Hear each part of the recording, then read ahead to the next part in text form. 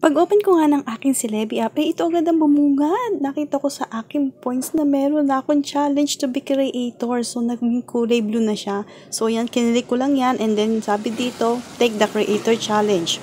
So, yan, agad-agad ko talaga siyang kinik. Pero bago ko kinik yun, binasa ko muna yung mga policy, yung mga pwede at mga bawal, mga violation kay Celebi. So, yan yung last week na ano ko is naka 10 hours ako. So, napakababa para sa isang naimbitahan na creator para mag-challenge ng to be creator. So, super thankful, super lucky na na-reach ko yung 10 hours for 1 week.